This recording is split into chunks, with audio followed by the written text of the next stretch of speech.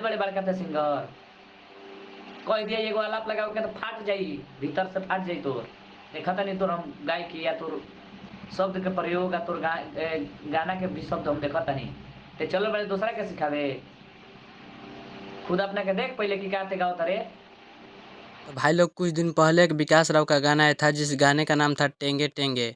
वह गाना खेसारी लाल यादव चोरी करके गा दिए थे। तो भाई लोग उसी गाने पर मिथुन कुशवाहा नाम के कोई सिंगर है जो खेसारी के बेटी पर गाना गा दिया है।